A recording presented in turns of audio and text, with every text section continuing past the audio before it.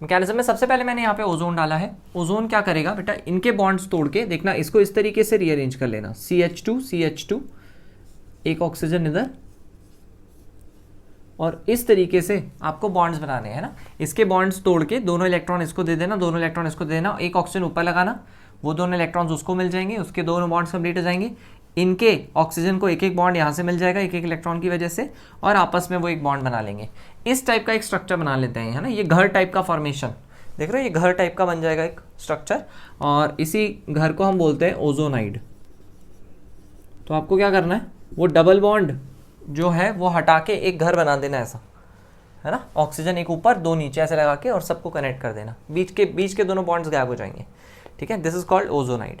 अब ओजोनाइड के बाद सिंपली आपको क्या करना है, ओजोनाइड बनाने के बाद आपको करना है हाइड्रोलिसिस, वाटर का एडिशन करना है। वाटर ऐड करते टाइम बेटा आपको क्या करना है, ध्यान से देखना, यहाँ पे ये वाला बॉन्ड तोड़ दो, ऑक्सीजन के साथ जुड़ा हुआ है, ठीक है। ये वाला बॉन्ड तोड़ सकते हो, कार्बन ऑक्सीजन के साथ जुड़ा हुआ है, और यहाँ ये वाला बॉन्ड तोड़ सकते हो। इस तरीके से आप ये सारे बॉन्ड्स तोड़ सकते हो। अब देखना, ये वाला बॉन्ड जब आप तोड़ोगे, नीचे दे दोगे ऑक्सीजन वाली साइड पे H, ऊपर दोगे OH। सिमिलरली यहाँ पे भी इस साइड पे दोगे H, इस साइड पे दोगे OH। सिमिलरली यहाँ पे भी ऑक्सीजन वाली साइड पे दोगे H और कार्बन वाली साइड पे दोगे OH। इस तरीके से आपको डिस्ट्रीब्यूट करना है। तो अभी ध्यान से अगर आप देखोगे तो इस कार्बन पे OH और एक और OH, दो OH मिल चुके हैं। सिमिलरली इस कार्बन को भी एक OH और एक दो OH मिल चुके हैं।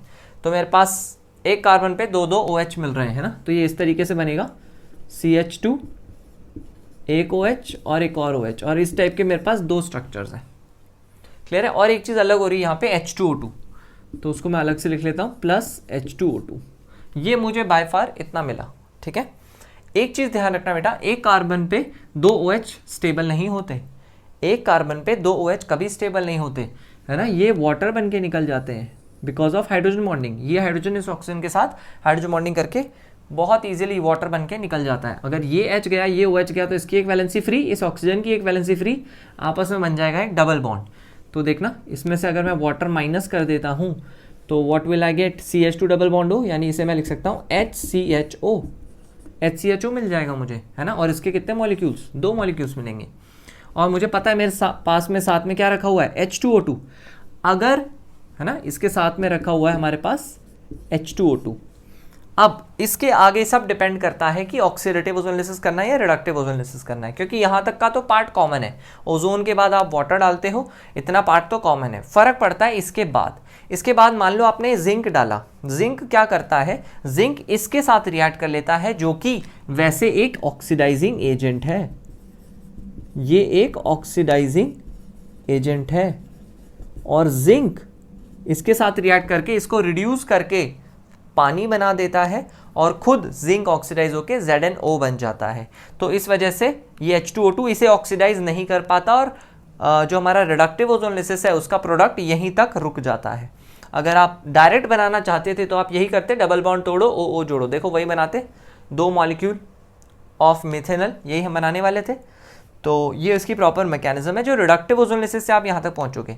बाई चांस जिंक के साथ आप इसे रिएक्ट नहीं करवाओ, जिंक ना डालो, तो ऑक्सीडाइजिंग एजेंट ऑब्वियसली इसे भी ऑक्सीडाइज कर देगा। और इसे ऑक्सीडाइज करने का तरीका क्या है, C और H बॉन्ड देखो, O जोड़ दो, तो वो ऑक्सीडाइज होके फाइनली आपको CO2 और वाटर दे देता। पर अगर मान लो आपने जिंक डाल दिया तो क्या होगा, इसको मैं ऐसे लिख दे रहा हूं, H2O2 के साथ जिंक रिएक्ट कर जाता है, और जिंक रिएक्ट करके बना देता है, खुद तो ऑक्सीडाइज हो जाता है और H2O2 को रिड्यूस कर देता है। जिंक के अलावा there is one more reagent जो शायद आपको कभी कभी देखने को मिल सकता है, जो कि हम जिंक के अलावा डाल सकते हैं, दैट इज डाइमिथाइल सल्फाइड। ये भी डाला जा सकता है। डाइमिथाइल सल्फाइड भी यही सेम काम करता है, ये खुद तो ऑक्सीडाइज हो जाएगा, इसको रिड्यूस करवा देगा, तो ये DMSO बना लेता है, डाइमिथाइल सल्फॉक्साइड, प्लस H2O2 जो था हमारा वो रिड्यूस होके वाटर बन जाता है। तो जिंक के अलावा डाइमिथाइल सल्फाइड भी डाला जा सकता है ना। तो अगर आपको कभी जिंक के अलावा ये डला हुआ दिखे तो उसमें हैरान होने की कोई ज़रूरत नहीं है, उसका काम भी वही है जो जिंक का था, अपने आप को ऑक्सीडाइज करके सामने वाले को रिड्यूस करना। तो इस वजह से इसकी जो ऑक्सीडाइजिंग पावर है वो ख़त्म हो जाएगी, और हमारा फाइनल प्रोडक्ट इतना ही बच जाएगा। ये कब करना है, ये जब रिडक्टिव ओजोनलिसिस हमें चाहिए तब, है ना। ऑक्सीडेटिव के केस में क्या होगा, ये सब कुछ नहीं होगा, ये सारी रिएक्शंस होंगी ही नहीं, है ना। ये सब रिएक्शंस कब होंगी, only in case of reductive ozonolysis. Reductive ozonolysis के दौरान ये सारी रिएक्शंस होंगी, वरना अगर ऑक्सीडेटिव ही है तो ये सब डला ही नहीं दिखेगा आपको, ना ये डला दिखेगा ना ये डला दिखेगा एरो के ऊपर। तो आपको क्या करना है, बस इसको फर्दर ऑक्सीडाइज कर देना है, वो आपको आता ही है कैसे करना है। तो इस तरीके से आप reductive as well as oxidative ozonolysis दोनों के प्रोडक्ट्स का मैकेनिज्म देख सकते हो। बेंजीन का अगर आपको मान लो रिडक्टिव ओजोनोलिसिस करने को दिया जाए तो इस कंडीशन में क्या करोगे। देखो हमारे पास और कोई ऑप्शन तो है नहीं अब डबल बॉन्ड का ये ओजोनोलिसिस करने का। तो अगर हमारे पास कोई ऑप्शन नहीं है other than these double bonds ozonolysis करने का, तो मुझे इन्हीं का करना पड़ेगा, है ना। तो ये हमारी मजबूरी है अब। तो कैसे करोगे, आपको सारे डबल बॉन्ड्स तोड़ के ओ जोड़ देने। तो इस तरीके से मैं तोड़ दे रहा हूँ और ओ जोड़ दे रहा हूँ। इस तरीके से तोड़ के मैंने ओ जोड़ दिया। तो देखना क्या होगा, इस तरफ पे CHO, इधर भी CHO, और ऐसे ऐसे यहाँ पे भी CHO, यहाँ CHO। तो CHO के 3 मॉलिक्यूल्स आपको मिल जाएंगे, ठीक है। CHO के 3 मॉलिक्यूल्स आपको मिल जाएंगे, और इसका एक स्पेशल नाम है, इसलिए मैंने ये आपको बताया है कि बेंजीन का ऑक्सीडेशन, ऑक्सीडेशन नहीं, बेंजीन का अगर आप रिडक्टिव ओजोनोलिसिस कराओ, रिडक्टिव ओजोनोलिसिस कराने से जो हमें मॉलिक्यूल्स मिलते हैं वो मिलते हैं 3 किसके, ग्लायोक्सिल के, जिसमें CHO2 लगे हुए होते हैं, इसी को हम ग्लायोक्सिल बोलते हैं, ठीक है।